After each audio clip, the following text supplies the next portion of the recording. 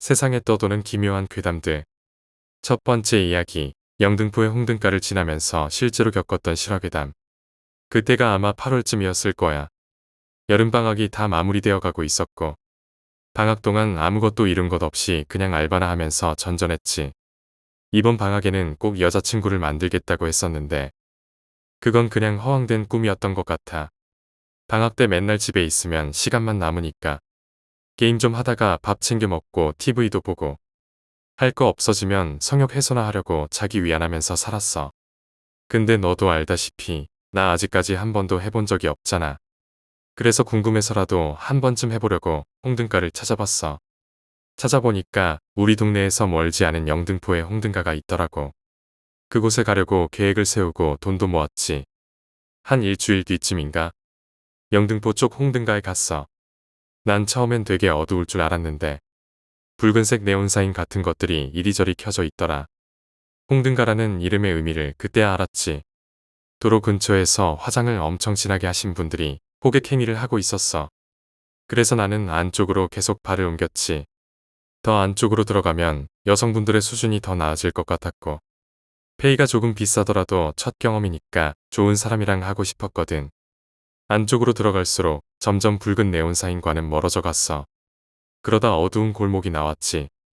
홍등가 근처니까 그 골목도 홍등가의 일부라고 생각하고 들어갔어. 그게 내 인생에서 가장 큰 실수였던 것 같아. 정말 다시는 그런 곳에 갈 엄두도 안 난다. 어쨌든 나는 어두운 골목 안쪽으로 계속 걸었어. 어떤 여자가 어디에 있을지 궁금해서 두리번거리면서 걷고 있었지. 그때 정말 예쁘고 어린 여자가 눈앞에 나오더라. 저런 사람이 왜 여기서 일을 할까? 하는 생각이 들 정도로 아름다운 사람이었어. 마치 따라오라는 듯 눈웃음을 치고 앞으로 쭉 가기 시작하더라. 당연히 이 사람이다 싶어서 그 여자를 따라갔지. 그 여자가 어떤 건물 앞에 멈추더니 안으로 들어갔어. 나도 그 뒤를 계속 따라갔어. 위로 가는 문은 잠겨 있었고 지하로 가는 문만 열려 있었지. 그래서 지하로 내려갔어. 지금 생각해보면 참 이상해. 왜 호객 행위를 해야 할 업소가 간판도 없이 지하에 있을까? 그때는 그냥 아무 생각 없이 그 여자랑 한다는 생각뿐이었어. 지하로 가니까 가게처럼 보이는 유리문이 있어서 별 의심 없이 쭉 따라 들어갔지. 복도를 지나서 코너를 돌아가는 여자의 모습을 보고 나도 계속 따라가려 했어. 그때 바닥에 그림자가 보이는 거야. 사람이 벽에 가려 있으면 코너 앞에 바닥에 그림자가 생기잖아. 그게 보였어. 진짜 무섭고 당황스러웠지만 그래도 뭔지 확인하는 게 더 나을 것 같아서 조금만 목을 내밀어 봤지. 정말 놀라서 심장마비로 죽을 뻔했어. 그 여자가 신발을 벗고 손에 이상한 하얀 것을 들고 나를 기다리고 있더라. 그때 진짜 이러다 죽겠다는 생각에 바로 뒤돌아서 지하철역까지 뛰었어. 차에 치여도 상관없으니까 도로로 뛰어들어서 택시 잡고 바로 집으로 왔지. 그 사건은 정말 내 인생에서 가장 소름 끼치는 순간이었어. 그림자를 못 봤다면 어떻게 되었을지 상상도 안 가. 잡으려고 발소리까지 죽이고 기다리던 그 여자. 정말 소름 끼쳤어. 그 일이 있고 나서 이틀 동안 잠도 못 자고 밥도 안 넘어가더라. 그리고 2주 뒤 개강했을 때 과제를 제출하려고 메일함에 들어갔는데 모르는 메일에서 메시지가 하나 와 있더라. 아쉽다. 다음에 또 보자. 정말 소름 돋았어. 혹시라도 여러분도 홍등가에서 어울리지 않는 여성을 본다면 한 번쯤 의심해보세요. 그 여자가 정말 돈을 벌려는 의도인지 아니면 다른 의도가 있는지 말이야. 두 번째 이야기, 게스트하우스 괴담. 대학 1학년 2학기 때였어. 친해진 대학 동기들, 나 포함 3명이서 서울 여행을 가기로 했지. 2학기 첫 주가 지나가던 주말, 금요일 학교가 끝나자마자 바로 서울로 향했어. 첫날은 기억도 없이 쓰러지듯 잠들었고 아침 일찍 일어나야 해서 금방 잠들었어. 둘째 날은 여기저기 돌아다니다가 저녁에 술 한잔하고 게스트하우스로 돌아왔지. 그때가 대략 10시 반쯤이었어. 방 모양이 벌집처럼 생겼는데 정확히 1인용 침대 공간만큼의 크기였어. 잠자기는 좀 이른 시간이라 커튼과 마주보고 앉아서 핸드폰을 보고 있었어. 그런데 멍하니 앉아있는데 커튼에 이상한 현상이 보이더라. 사람이 지나가면 다리 그림자가 떠야 하는데 그게 아니었어. 그 방은 1층과 2층으로 나뉘어 있었는데 2층은 사다리를 타고 올라가야 하는 구조였거든. 원래 2층 침대를 쓰는데 그날은 1층에서 자라고 바꿔줬지. 1층에 있으면 당연히 다리 그림자가 보여야 하는데 전혀 그런 게 아니었어. 눈을 깜빡이고 다시 봤을 때도 그 현상은 그대로였어. 무슨 원형인데 약간 타원형이고 그 안에는 송곳니처럼 뾰족한 이빨들이 가득했어. 너무도 많은 이빨이 마치 움직이는 것 같았지. 그때는 뭐지? 싶었는데 지나고 나서 생각해보니 진짜 소름 돋았어. 아직도 생생해. 마치 입을 크게 벌리고 집어삼킬 듯이 그 이빨들이 움직였거든. 너무 무섭기도 했지만 그때는 그냥 내가 잘못 본 건가 싶었어.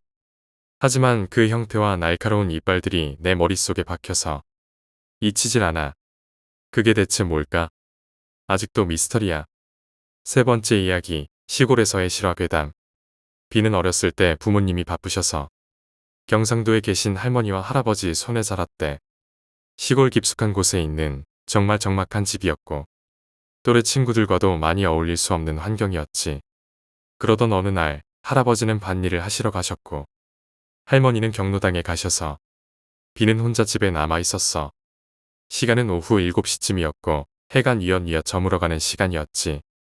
배가 고파서 주방에서 뭘 먹으려고 뒤적거리고 있었는데 갑자기 커다란 철문을 여는 소리가 들리더래. 비는 할아버지가 돌아오신 줄 알고 반갑게 인사하러 나갔는데 밖에는 아무도 없었어. 장난치시는 분도 없을 텐데 이상하다 싶어서 담 너머를 봐도 아무도 없더래.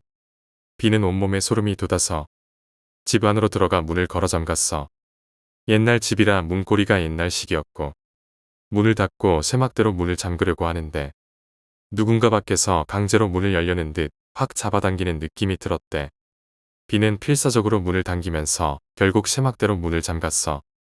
그런데 밖에서는 계속 문을 흔드는 소리가 나더래. 연락할 방법도 없어서 비는 그냥 집 안에서 계속 떨고 있었대. 10분쯤 지났을까? 갑자기 다시 대문을 여는 소리가 들리더니 비의 이름을 부르는 할아버지 목소리가 들리더래. 비야, 어딨니? 저녁은 먹었니? 할아버지 목소리인 걸 알아채고 문을 열고 할아버지께 안겼어. 그날 있었던 일을 할아버지께 전부 말했고 그날 밤은 할아버지와 함께 잠들었지. 하지만 문제는 그 다음 날부터였어.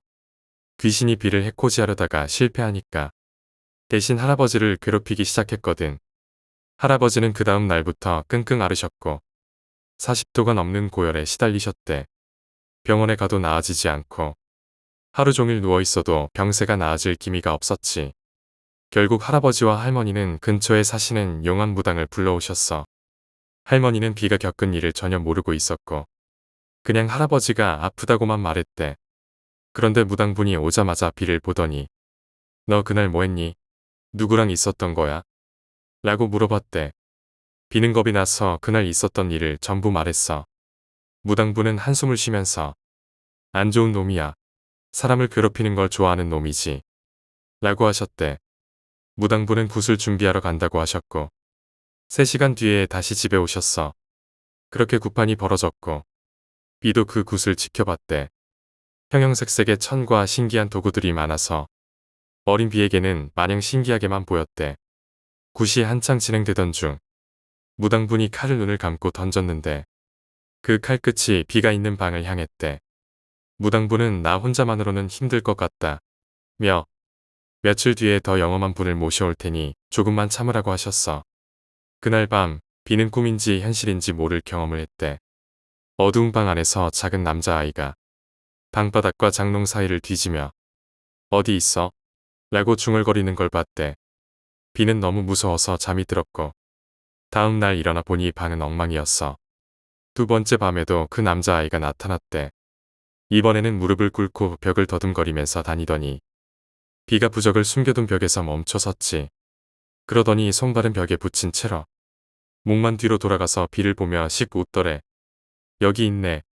비는 그 자리에서 기절했고 다음 날 아침 굿이 다시 한번 치러졌대. 그 이후로는 할아버지도 빠르게 회복되셨고 비에게도 더 이상 이상한 일은 일어나지 않았어. 네 번째 이야기, 강원도 실화괴담. A는 강원도에서 살던 친구였어. 성적이 꽤 잘 나와서 서울에 있는 대학에 합격했는데 강원도에서 서울까지는 우리가 알다시피 꽤 먼 거리잖아. 그래서 A는 기숙사를 신청했지만 안타깝게도 떨어졌어. 어쩔 수 없이 자취방을 구해야 했지. 학교 근처에서 원룸을 알아보려 했는데 원래 학교랑 가까울수록 집값이 비싸잖아. 결국 A는 학교에서 조금 떨어진 곳에 자취방을 얻었어. 3월에 입학하고 나서 시간이 흘러 4월을 지나 중간고사를 보고 5월쯤 됐을 때 일이야. A는 중간고사를 끝내고 한창 술을 마시러 다니던 시기였어. 그날도 친구들과 술을 마시고 2시까지 먹다가 나는 집이 멀어서 야간 버스를 탔고 A는 자취방으로 걸어갔지. 그런데 자꾸 걸어가는 도중에 시선이 느껴지더래. 뭔가 불길한 기분에 뒤를 돌아보기도 하면서 집으로 향했지. 자취방에 거의 다다랐을 때 누군가 뒤에서 A의 이름을 크게 부르더래. 깜짝 놀라서 뒤를 돌아봤는데 키 170쯤 돼 보이는 남자가 모자를 쓰고 손에는 짧은 무언가를 들고 있었어. A는 너무 놀라서 그 자리에서 자취방까지 뛰었대. 집에 도착하자마자 열쇠로 문을 따고 들어가서 문을 잠그고 창문도 닫았지. 숨죽이고 있었는데 가로등 불빛의 그림자가 창문 앞에 비치더라는 거야. 그 남자가 자취방까지 따라온 거지. A는 너무 무서워서 울면서 조용히 경찰에 신고했어. 신고를 하는 동시에 창문에 노크 소리가 들리고 남자라기엔 약간 높은 목소리로 문 좀 열어봐. 별일 없을 거야. 라고 하더래. A는 무시하면서 경찰의 주소를 알려주고 누가 집 앞에서 위협하고 있다고 빨리 와달라고 했대. 남자는 이제 문으로 돌아가서 문을 덜컹거리기 시작했어. 그 소리 때문에 A는 엄마, 아빠 생각이 간절해지더래. 어느 순간 남자가 아이 씨발 하면서 돌아서는 소리가 나더니 발자국 소리가 점점 멀어지더래. A는 진짜 다행이라고 생각했지만 그래도 불안해서 경찰이 올 때까지 기다렸대. 20분쯤 지나서 경찰이 왔어. 경찰이 문을 두드리는데도 너무 놀라서 조심스럽게 문을 열었지. 경찰이 혹시 쫓아온다는 사람이 키 170 정도의 모자 쓴 사람이었나요? 라고 묻더래. A는 말도 안 했는데 어떻게 알지 싶어서 네라고 대답했어. 그리고 경찰에게 물어봤대. 근데 신고할 때 그 사람이 인상착에는 말하지 않았는데 어떻게 아셨나요? 경찰이 한마디 했는데 그 말을 듣고 A는 정말 소름이 돋았대. 멀리서는 어두워서 잘 안 보였는데 가로등 지나서 보니까 옆 건물담에 누가 기대 있더라고요. 우리가 오니까 그 사람이 도망가던데 A는 그 말에 정말 소름이 돋았대. 만약에 그때 문을 열었다면 A는 크게 다쳤을지도 몰라. 그날 이후 A는 집주인에게 사정을 말하고 보증금을 돌려받아 다른 자취방으로 이사했대. 세상에는 정말 귀신보다 무서운 사람들이 많은 것 같아. 혹시 성북구에 사는 사람이 있다면 밤길 조심해. 그 사람이 또 어디서 나타날지 모르니까. 그 사람이 정말 실수로 그런 거라면 좋겠지만 아니라면 더 조심해야 할 거야. 5번째 이야기. 그 동네는 갈 수 없었다. 때는 내가 19살이던 때였어. 대략 10년 전 삼촌이 인테리어 사업을 하셔서 방학 때 용돈벌이 겸 일손을 도와주러 현장에 다녔었지. 이 이야기는 편의상 반말로 진행할게. 찢어질 듯 추운 겨울이었어. 나는 성인이 되면 꼭 차부터 사고 싶다는 꿈이 있었거든. 그래서 삼촌 일손 돕기는 정말 좋은 기회였어. 내가 할 일은 합판을 나르거나 공구를 챙기는 정도였고 솔직히 할 일이 별로 없었지. 삼촌 오너라서 밑에서 일하는 일당쟁이라 불리는 직원들이 있었는데 이 사람들도 매일 바뀌는 일당만 받는 사람들이었어. 그래서 난 그 현장에서 그냥 어린 꼬맹이일 뿐이었지. 아무도 나한테 힘든 일을 시키진 않았어. 처음엔 경기도 근교에서 일하다가 안산 원곡동 작업이 들어왔어. 가깝기도 하고 일이 끝나고 친구들을 만날 수도 있을 것 같아. 기분이 좋았지. 그 현장은 원곡동 2층에 있는 중국인이 운영하는 호프집이었어. 구식 인테리어가 문제여서 소파와 테이블을 전부 교체하는 작업을 했어. 작업 기간은 5일이었지. 첫날 우리는 전기팀이 먼저 와서 작업을 마치고 있는 걸 보고 한쪽 구석에 짐을 풀었어. 일이 끝날 때까지는 그저 기다리기만 했지. 그날 우연히도 삼촌과 20년 전에 같이 일을 배우신 분이 오셔서 일 끝나고 같이 밥 먹자는 이야기가 오갔어. 솔직히 친구들이랑 PC방에나 가고 싶었는데 고기 먹는 걸로 위안 삼아야겠다고 생각했지. 일은 순조롭게 진행되었어. 6시에 일당쟁이 직원 3명은 퇴근하고 나머지 2명은 야간 작업을 했지. 그 2명 중 1명이 성민 삼촌이었는데 성민 삼촌은 정말 재밌고 화술이 뛰어난 분이었어. 삼촌 현장의 마스코트 같았지. 그날 밤 우리는 호프집에서 멀지 않은 삼겹살집으로 이동했어. 조금 멀어서 삼촌이 운전하는 포터를 타고 갔지. 그런데 삼촌에게는 안 좋은 버릇이 있었어. 작업용 포터를 타고 내리면 문을 잠그지 않는 거야. 중요한 물건들은 짐칸에 자물쇠로 걸어두니까 괜찮다고 하셨거든. 그날도 문을 잠그지 않으셨던 것 같아. 삼겹살집에서 삼촌과 성민 삼촌은 술을 마셨고 나는 고기만 먹었지. 2차를 가자는 얘기가 나오자 성민 삼촌과 나는 놀랐어. 다음날 출근 시간도 생각하면 2차는 너무 무리였거든. 그래서 성민 삼촌과 나는 먼저 퇴근하기로 했어. 성민 삼촌이 포터를 가지러 건물 뒤쪽 공영주차장으로 갔지. 그런데 한참을 기다려도 삼촌이 오지 않는 거야. 뭔가 이상해서 건물 뒤쪽으로 갔지. 포터는 라이트가 켜진 상태로 서 있었고 차 안이 잘 보이지 않았어. 그때 조수석 쪽 뒷문에서 누군가가 뛰쳐나오는 걸 봤어. 삼촌인가 싶어서 봤는데 키가 삼촌보다 작았어. 이상하다 싶어 차로 갔더니 성민 삼촌이 목에서 피를 흘리고 있었어. 나는 그 자리에 주저앉았고 어떻게 할 줄도 몰랐어. 그냥 울기만 했지. 그 상황에서 나는 성민 삼촌에게 손도 대지 못하고 그저 울면서 소리만 질렀어. 구조대에 전화할 생각도 못할 정도로 정신이 없었지. 다행히 누군가 그 광경을 보고 경찰을 불렀는지 구급대원이 오기 전에 경찰이 먼저 도착했어. 나는 말도 못하고 그저 어떻게 하냐만 반복하며 울었어. 얼마 후 구급대원이 도착했고 삼촌과 나는 고려대학병원으로 향했어. 정말 기억이 안 날 정도로 울었고 병원에 가는 동안의 기억은 전혀 나질 않아. 병원에 도착하자마자 나는 보호자라는 이유로 수술 동의서에 서명을 해야 했어. 수술실로 들어가는 삼촌을 보며 걱정돼서 죽을 것만 같았지. 그 후 경찰이 나에게 사건 경위를 묻더라. 나는 내가 본 대로 다 진술했어. 하지만 내 머릿속은 성민 삼촌 생각뿐이었고 정작 내가 무슨 말을 했는지조차 기억이 잘 나지 않았어. 문제가 하나 있었어. 내가 성민 삼촌의 이름을 제외하고는 가족이나 주민등록번호 같은 정보를 전혀 몰랐거든. 경찰은 차를 수색했지만 성민 삼촌의 지갑이나 휴대전화는 보이지 않았다고 했어. 약 5시간에 걸친 수술 끝에 의사는 다행히도 성민 삼촌의 목숨에는 지장이 없다고 했어. 하지만 흉기로 인해 성대에 손상을 입어서 앞으로 목소리가 잘 나오지 않을 것 같다는 이야기를 들었지. 그제야 안심할 수 있었고 정신도 조금 차리기 시작했어.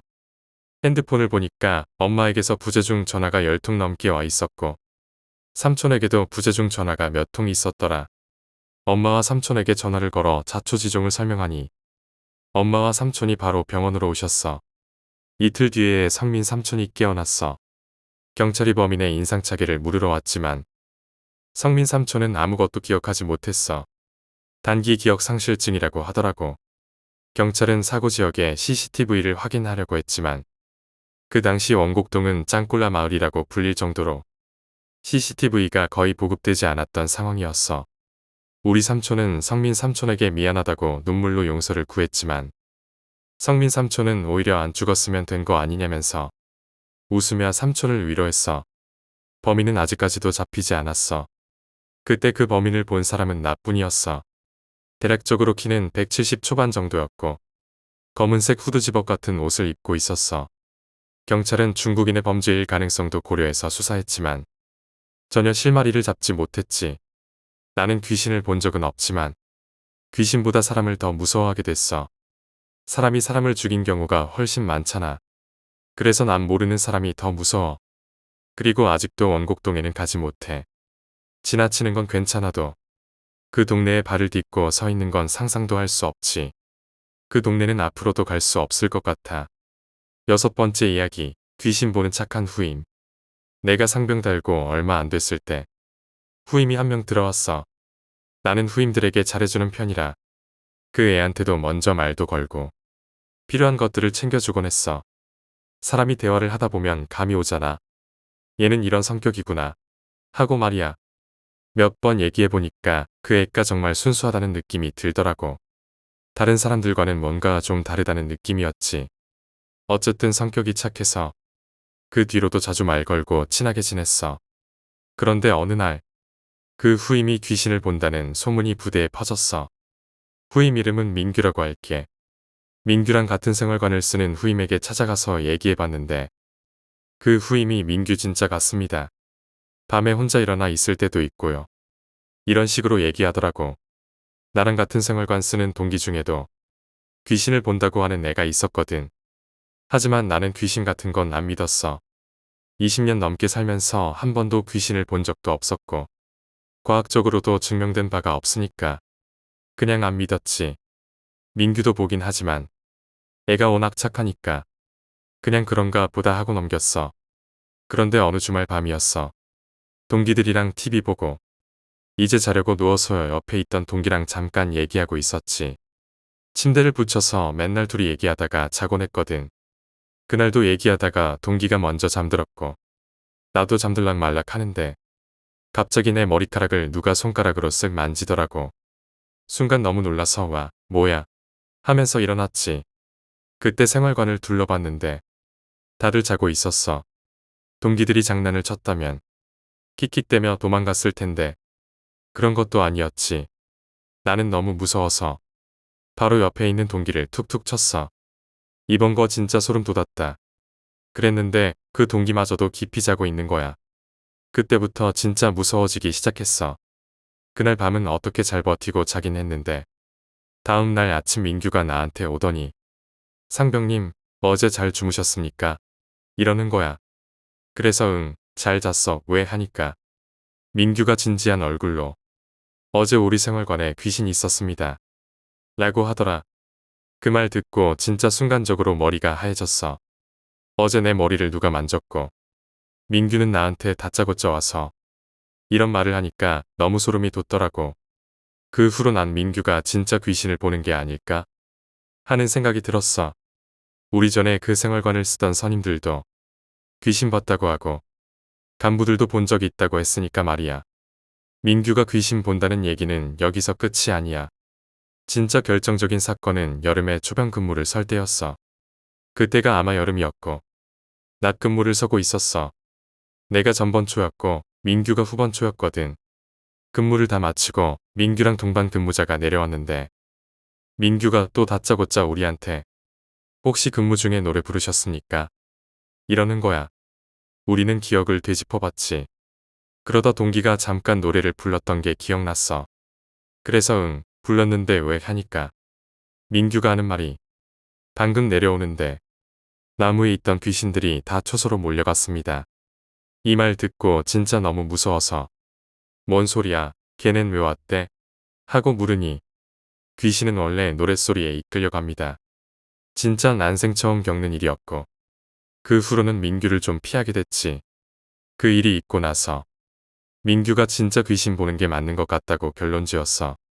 다른 일이 더 있지만 이 정도로도 충분히 무서웠던 경험이었어. 7번째 이야기, 심야 버스에서의 괴담. 그때가 내가 군대를 막 전역하고 복학하기 직전이었어. 밤에 할 일도 없고 집에서 시간 보내는 것도 답답해서 오랜만에 친구들과 술을 마시고 돌아가는 길이었지. 술을 꽤 마셨고 밤 11시쯤 버스를 타고 집으로 가고 있었어. 그날따라 버스 안에 사람이 별로 없었어. 거의 빈 버스였고 나는 창가 쪽에 앉아서 조용히 집으로 가고 있었지. 버스가 조금 한적한 곳을 지나고 있을 때였어. 뒤쪽에서 어떤 여자의 목소리가 들리더라고. 처음엔 뭘 하는지 잘 안 들렸는데 점점 더 또렷하게 들리기 시작했어. 도와줘. 도와줘. 뭔가 이상한 기분이 들었지. 난 뒤를 돌아보려고 했는데 왠지 모르게 뒤를 돌아보면 안 될 것 같은 기분이 들었어. 그 여자의 목소리가 계속 들렸지만 나는 애써 무시하고 앞만 보고 있었어. 그때 버스가 정류장에 멈췄어. 몇몇 사람들이 내리고 새로운 승객들이 탔는데 그 여자의 목소리는 여전히 계속 들리더라. 도와줘. 제발. 도와줘. 이젠 더 이상 무시할 수 없을 것 같았어. 하지만 뒤를 돌아보는 게 너무 무서웠지. 이게 귀신일까? 아니면 누군가 장난을 치고 있는 걸까? 그런 생각이 머릿속을 스쳤어. 그때 버스 기사가 백미러를 통해 뒤쪽을 보며 짧게 욕을 하더니 버스에 멈춰섰어. 내가 그제야 뒤를 돌아봤는데 거기엔 아무도 없었어. 그냥 텅 빈 좌석들이었지. 그 순간 기사는 다시 출발하면서 투덜대더라고. 진짜 저런 걸 보면 벌써 몇 번째인지 모르겠다. 나는 그 말을 듣고 온몸에 소름이 돋았어. 버스는 계속 가고 있었고 난 그 여자의 목소리를 다시는 듣지 못했어. 그 사건 이후로 나는 심야 버스는 왠지 타기가 꺼려졌어. 8번째 이야기, 폐가에서의 공포.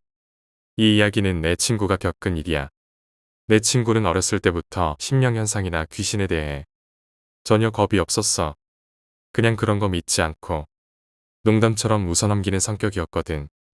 어느 여름밤 친구들과 술을 마시다가 심심해진 친구들이 우리 폐가 체험 한번 해볼래? 라고 제안했어. 그 동네에 오래된 폐가가 있었거든. 친구는 별로 귀신 같은 걸 믿지 않았으니 웃으며 그래 가보자고 했지. 그렇게 친구들 4명이 폐가로 향했어. 폐가는 어두웠고 곳곳에 먼지가 쌓여 있었어. 창문은 깨져 있고 집안은 금방이라도 무너질 것처럼 보였지. 처음에는 아무 일도 일어나지 않았어. 친구들은 폐가 안을 돌아다니면서 서로 겁을 주고 웃고 떠들었지. 그때 친구 중 한 명이 위층에 뭐 있다 하고 소리쳤어. 모두가 위층으로 올라갔는데 거기엔 아무도 없었어. 하지만 기분이 이상해졌지. 분명 누군가 있는 것 같은 느낌이 들었어. 친구들은 이제 좀 무서워지기 시작했어.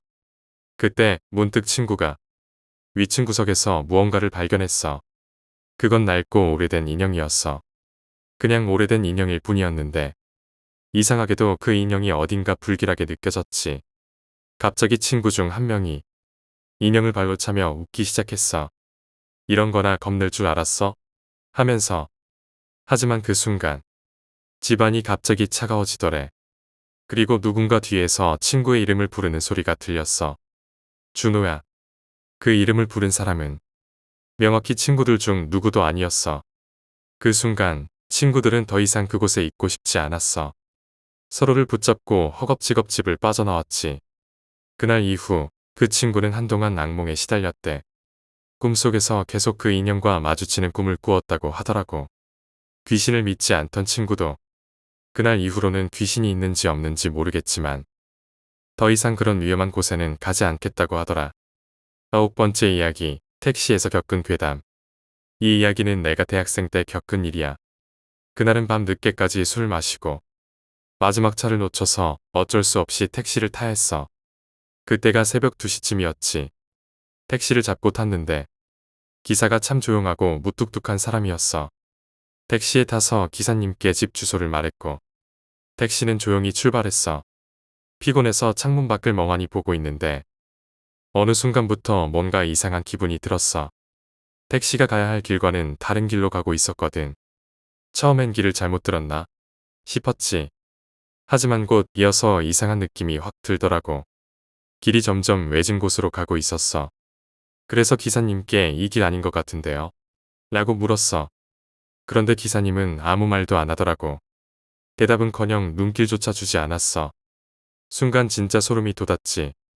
계속 이상한 골목길로 들어가니까. 나는 더 이상 참지 못하고 기사님, 여기서 내려주세요. 하고 말했어. 그런데도 기사님은 아무 반응이 없더라고. 그 순간 진짜 무서워졌어. 나는 바로 핸드폰을 꺼내 친구에게 전화를 걸려고 했어. 그런데 이상하게도 핸드폰이 안 터지는 거야. 한 번, 2번 전화를 시도했는데 계속 전화가 끊기더라고. 그때쯤 되니까 진짜 심장이 쿵쿵거리고 더 이상 이 택시에 있으면 안 될 것 같다는 생각이 들었어. 그래서 문을 열고 당장이라도 뛰어내릴 준비를 했지. 그때 갑자기 택시가 큰 길로 빠지면서 기사님이 조용히 한마디 하더라. 다 왔습니다. 나는 당황해서 주변을 둘러봤는데 집에서 멀지 않은 곳이었어. 어떻게 된 일인지 모르겠지만 난 그때 바로 택시에서 내렸고 서둘러 집으로 뛰어갔어. 그 일이 있은 후로 나는 밤늦게 택시를 탈 때는 항상 조심하게 됐어. 그 기사님이 왜 그랬는지는 모르겠지만 그 순간만큼은 정말 공포스러웠어. 10번째 이야기, 고등학교의 괴담. 내 고등학교에는 오래된 건물이 있었어. 정확히는 우리 학교의 구건물인데 새 건물이 세워진 후에도 남겨져 있었지. 낡고 오래된 건물이라 아무도 그곳을 잘 가지 않았어. 그 건물은 주로 창고로 쓰였고 때때로 청소 도구나 교재를 가지러 갈 일이 있을 때만 학생들이 그곳에 잠깐 들리곤 했어. 그런데 그 건물에 대한 괴담이 하나 있었어. 학교 학생들 사이에서는 그 건물 3층에는 절대 가면 안 된다는 이야기가 돌았지. 특히 3층 화장실은 더더욱 위험하다고 했어. 이유는 잘 모르겠지만 학생들 사이에서는 3층 화장실에서 이상한 소리를 들었다는 얘기가 많았거든. 나는 그 이야기를 그냥 뜬소문 정도로만 생각했어. 그러던 어느 날 친구들과 장난삼아 그 3층 화장실을 한번 가보기로 했어. 우리끼리 무서운 이야기하면서 겁주고 웃으려고 했던 거지. 밤 자율학습이 끝나고 우린 학교 건물 뒤편에 있는 구 건물로 갔어. 사실 가는 길부터 조금 무서웠어. 건물 안은 불이 거의 꺼져 있었고 낡은 계단에서 발소리만 울리더라고. 3층에 도착했을 때 우리는 괜히 서로 눈치를 보면서 웃었어. 그리고 용감한 척하면서 화장실 문을 열었지. 화장실 안은 썩은 냄새가 났고 조명이 어두웠어. 그래도 우리는 서로 겁주며 큰 소리로 웃고 떠들었지. 그런데 갑자기 화장실 안쪽 칸에서 물 흐르는 소리가 나기 시작했어. 우리는 그 소리를 듣고 갑자기 조용해졌지. 서로의 얼굴을 쳐다보면서 누가 물을 틀었나? 하고 물었지만 당연히 아무도 그럴 리가 없었어. 그러자 친구 중 한 명이 장난치듯 그 칸 문을 열어보겠다고 했어. 우린 다들 말렸지만 친구는 문을 확 열었지. 그런데 그 순간 그 친구가 갑자기 비명을 지르며 뒤로 넘어졌어. 우리는 놀라서 그 친구를 부축했는데 친구는 얼굴이 하얗게 질려서 아무 말도 못하고 떨기만 하더라고. 그 친구는 그날 이후로도 며칠 동안 학교에 나오지 않았어. 그 친구가 본 게 뭔지는 끝내 말하지 않았지만 우리는 그날 이후로 그 구 건물 3층에는 절대 가지 않겠다고 다짐했지.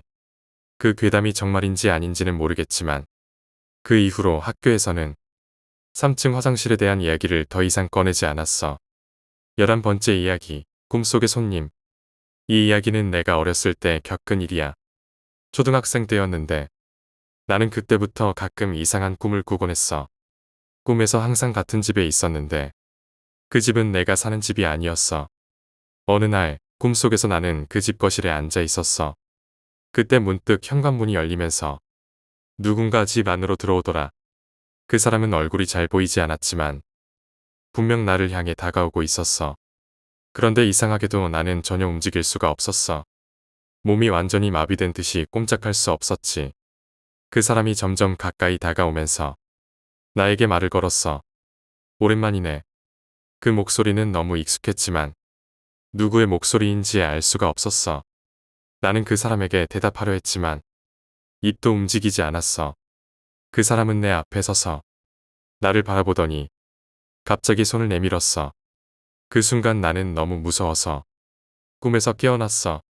꿈에서 깨어났는데도 온몸에 소름이 돋고 땀이 나더라. 그 후로도 몇 번 더 같은 꿈을 꾸었어. 똑같은 집, 똑같은 사람, 그리고 똑같이 움직일 수 없는 나. 그 사람은 매번 나에게 다가와서 손을 내밀었지만 나는 항상 그 순간에 꿈에서 깨어났지. 어느 날 나는 그 꿈에서 마지막으로 그 사람의 얼굴을 볼 수 있었어. 그 얼굴은 내가 어렸을 때 자주 놀러갔던 할아버지 집에서 같이 살던 아주머니의 얼굴이었어. 그분은 몇 년 전에 돌아가셨는데 나는 왜 그분이 꿈에 나타난 건지 이해할 수 없었어. 그 꿈은 그날 이후로 더 이상 꾸지 않았지만 여전히 그 꿈을 떠올리면 불안한 기분이 들어. 12번째 이야기, 버려진 놀이터의 소리. 이건 내가 중학생 때 겪은 일인데 그 당시 우리 동네에는 사람들이 거의 가지 않는 버려진 놀이터가 하나 있었어. 원래는 아이들이 자주 놀던 곳이었는데 어느 순간부터 이상한 일이 생기기 시작하면서 사람들이 점점 그곳에 가지 않게 되었지. 그 놀이터는 다른 곳보다 더 낡고 흉가처럼 변해 있었어. 낮에도 썰렁하고 밤이 되면 더욱 음침했지. 아이들은 그 놀이터에서 귀신이 나올 거라는 이야기를 서로 수군대곤 했어. 하지만 나는 그런 이야기들을 별로 믿지 않았어. 그래서 친구들과 용기를 내서 그곳에 가보기로 했지. 우리끼리 괜히 겁주고 놀려고 했던 거야. 하필 그날이 초겨울이어서 해가 금방 졌고 놀이터는 금세 어둑어둑해졌어. 우리는 손전등 하나를 들고 놀이터로 향했지. 놀이터에 도착했을 때 조용하고 차가운 바람이 불었고 정말 음산한 기운이 느껴졌어. 처음에는 아무 일도 없었어. 우린 그네를 타면서 장난을 치고 웃고 있었지. 하지만 갑자기 그네가 이상하게 삐걱거리기 시작했어. 처음에는 바람 때문이라고 생각했지.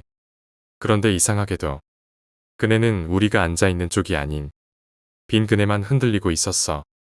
그 순간 친구 한 명이 이거 뭔가 이상해 하고 말했어. 우리는 그 말을 듣고 뒤를 돌아봤는데 정말로 빈 그네가 혼자서 심하게 흔들리고 있었어. 그때서야 뭔가 잘못되었다는 걸 느꼈지. 그러다 갑자기 그네에서 이상한 소리가 나기 시작했어. 마치 누군가 우리에게 말을 거는 것 같았어. 희미하게 들리는 그 소리는 정확히 무슨 말을 하는지 알 수는 없었지만 분명히 어떤 말소리였어. 우리는 너무 무서워서 손전등을 비추며 소리가 나는 쪽을 확인했는데 그곳엔 아무도 없었어. 하지만 그 순간 갑자기 뒤에서 누군가 나를 툭 건드리는 느낌이 들었어. 나는 너무 놀라서 뒤를 돌아봤지만 거기엔 아무도 없었어. 친구들 모두 얼굴이 하얗게 질렸고 우리는 아무 말도 하지 않고 바로 그곳을 뛰쳐나왔어. 그 후로도 그 놀이터에서 이상한 소리가 들렸다는 이야기가 계속 들려왔어. 그리고 사람들은 그 놀이터를 점점 더 멀리하게 되었지. 지금은 아예 폐쇄되어 버렸어. 그날 이후로 나는 그 놀이터 근처에도 가지 않았어. 그때 들었던 소리와 내 등을 건드렸던 그 무언가는 정말로 이해할 수 없는 일이었지.